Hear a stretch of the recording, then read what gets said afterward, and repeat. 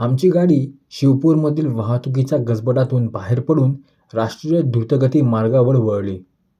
एका नव्या दुनियेत आपण प्रवेश करतो आहोत असं मला वाटलं. जेव्हा मी आमची गाडी असं म्हणतो, तेव्हा मला जटायूंची गाडी असं म्हणायचं असतं. लालमोहन गांगुली उर्फ जटायू हे रक्त गोठणाऱ्या चित्तथरारक रहस्यकथा लिहिणारे यशस्वी लेखक आहेत. ही हिरव्या रंगाची ॲम्बॅसेडर त्यांची होती आणि ते मला अगदी आनंदाने वापरायला देत. माझी गाडी ही तुमचीच गाडी आहे असं समजा, असं फेलुदाला त्यांनी एकदा सांगितलं होतं. आणि ते म्हणाले होते की म्हणजे मला असं म्हणायचं आहे की तो तुमचा हक्कच आहे आणि तुम्ही माझ्यासाठी जे काही केलं आहे ते पाहता तुम्हाला गाडी उपलब्ध करून देणं हा माझा बहुमानच समजतो. मी तुमच्यासाठी काय केलं लालमोहन बाबू? काय म्हणजे? अहो, तुम्ही माझ्यासाठी अनेक दरवाजे खुले केले आहेत. त्यामुळे माझा उत्साह वाढला आणि माझा दृष्टिकोन पूर्णतः बदलला. आता मी केलेल्या प्रवासाचं उदाहरण घ्या. दिल्ली, मुंबई, जैसलमेर, बनारस, शिमला, नेपाळ. तुमच्या मदतीशिवाय इतक्या ठिकाणी मी गेलो असतो का? नाही सर. प्रवासाने मन विशाळ बनतं हे फक्त मी ऐकलं होतं. त्याचा अर्थ मला आत्ता कळतोय. यावेळी मात्र आम्ही फार दूर प्रवासाला जाणार नव्हतो. मचेडा कोलकात्याहून काही मैलांवरच होतं. पण लालमोहन बाबूंच्या म्हणण्याप्रमाणे कोलकात्यात राहणं म्हणजे नरकवासाचंच म्हणायला हवं. त्यामुळे कोलकात्याच्या बाहेर पडायला एक दिवस जरी मिळाला तरी कसं प्रसन्न वाटतं. सर्व जागा सोडून आम्ही मचेडाला का निघालो होतो असा प्रश्न साहजिकच पडेल. कारण सोपं होतं. आम्ही तिथं संख्याशास्त्रज्ञ भावेशचंद्र भट्टाचार्य यांना भेटायला निघालो होतो. लालमोहन बाबू यांनी त्यांच्याबद्दल आणि त्यांच्यात असलेल्या शक्तीबद्दल 3 महिन्यापूर्वी वाचलं होतं. पण आता त्यांना प्रत्यक्ष भेटायचंच असा निर्धार लालमोहन बाबूंनी केला होता. आश्चर्यकारक आणि अचूक भाकीत करण्याबद्दल ते प्रसिद्ध होते. त्यांचा सल्ला घेण्यासाठी मचेडातील त्यांच्या घरापुढे लोकांची रांग लागत असत. त्या रांगेत आपणही सामील व्हायचं असं लालमोहन बाबूंनी ठरवलं होतं. त्यांचं शेवटचं पुस्तक अपेक्षेप्रमाणे खपलं नव्हतं. कादंबरीचं शीर्षक देण्यात काहीतरी गफलत झाली असावी. ते पुटपुटले. फेलुदा त्यांना म्हणाला, मला नाही तसं वाटत लालमोहन बाबू. त्याचं झालंय असं की तुम्ही वाहवत गेलात. तुमच्या नायकाला 7 गोळ्या लागल्या असताना तो जिवंत राहतो आणि ठणठणीत असतो हे पटणं कठीण आहे, नाही का? म्हणजे तुमच्या साहस मालिकेच्या वाचकांना देखील ते प्रश्नी पडलं नसेल. फेलू बाबू, काय म्हणायचं तरी का तुम्हाला? जटायू संतापाने म्हणाले. माझा नायक प्रखर रुद्र हा काही साधासुद्धा माणूस नाही आणि माझ्या वाचकांनाही ते माहिती आहे. तो अति अति अति असामान्य माणूस आहे. बरं, माझा विश्वास आहे तुमच्यावर. या वेळेला त्यांच्या कादंबरीचं कथानक ऐकून आपण बेहद खुश झालो आहोत असं फेलुदाने जाहीर केलं होतं. पण लालमोहन बाबू कोणतीही धोका पत्करायला तयार नव्हते. मी या संख्याशास्त्रज्ञाचा सल्ला घ्यायलाच पाहिजे असं ते म्हणाले.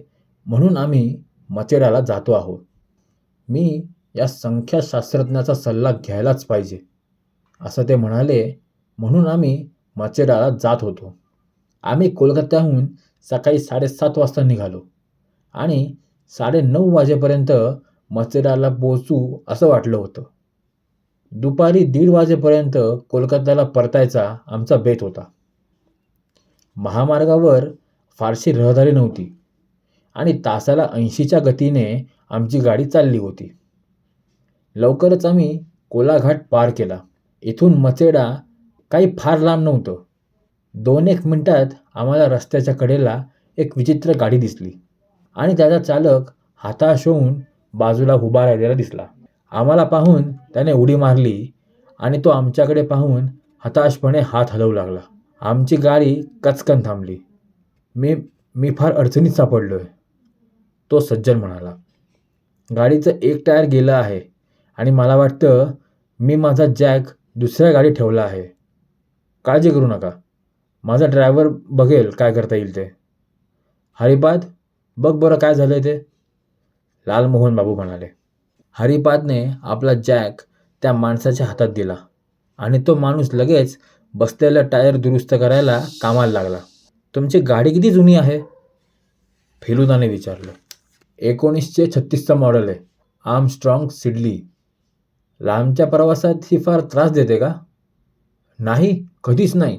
जुन्या गाड्यांच्या प्रदर्शनात मी दरवर्षी भाग घेतो. बरं, तुम्हाला फार दूर जायचं आहे का? केवळ मचेडापर्यंतच. तिथं अर्धा तासापेक्षा जास्त वेळ काढायचा आमचा विचार नाही. तिथून तुम्ही माझ्या घरी का येत नाही? मचेडातून बाहेर पडल्यावर डावीकडे वळा. तिथून 8 किलोमीटरवर असलेल्या वैकुंठपूर इथे मी राहतो. वैकुंठपूर? होय, तिथं आमच्या जुन्या घरात माझे आई वडील राहतात. मी कोलकात्याला राहतो. मी त्यांना भेटायला निघालो आहे. आमचं घर 200 वर्ष जुनं आहे. थोड्या वेळासाठी जर तुम्ही येऊन गेलात तर तुम्हाला आनंदच होईल. तुम्ही आमच्याबरोबर दुपारचं भोजन घ्या आणि संध्याकाळी कोलकात्याला परता. नाही म्हणू नका. तुमच्या मदतीबद्दल मी फार कृतज्ञ आहे, कपाळावर आठ्या घालत फेलुदा म्हणाला. वैकुंठपूर हे नाव अलीकडेच कुठेतरी वाचल्यासारखं वाटतंय. होय, इलस्ट्रेटेड वीकलीमध्ये भूदेव सिंग यांचा लेख तुम्ही वाचला असेल. हो, आत्ता आठवलं. सुमारे 1.5 महिन्यापूर्वी तो लेख आला होता. होय, पण मी स्वतः तो लेख वाचलेला नाही. कोणीतरी मला याबद्दल सांगितलं होतं. वैकुंठपूर येथील नियोगी कुटुंबातील एका सदस्याबाबत तो लेख होता. ते चित्रकार होते जे रोमला गेले होते. ते माझे चुलत आजोबा चंद्रशेखर. त्या इस्माने स्मित केलं. आणि मी देखील नियोगीच आहे. माझं नाव नवकुमार. अच्छा, माझं नाव प्रदोष मित्तर आणि यांचं नाव लालमोहन गांगुली आणि हा माझा चुलत भाऊ तपेश.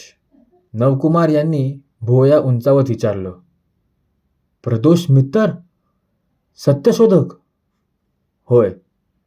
मग तुम्हाला माझ्या घरी यायलाच हवं. तुम्ही प्रसिद्ध व्यक्ती आहात. खरं सांगायचं तर तुमच्याशी संपर्क साधायचा माझा विचार होता. का? खून झालाय. तुम्हाला हसू येईल, पण खून कोणा माणसाचा नाही तर एका कुत्र्याचा झालाय. काय? कधी झाला खून? गेल्या मंगळवारी. ती फॉक्स टेरियर जातीची कुत्री होती. ती माझ्या वडिलांची फार लाडकी होती. पण तुम्ही त्याला खून का म्हणतायत? एक नोकर तिला घेऊन फिरायला गेला होता, पण ते दोघं कधीच परतले नाहीत. कुत्रीचं प्रेत झुडपात आढळलं. तिच्यावर विषप्रयोग झाला असावा. बिस्किटाचे तुकडे सर्वत्र पडले होते. किती विचित्र आहे. हे कृत्य कोणी केलं असावं याची तुम्हाला काही कल्पना आहे का? नाही.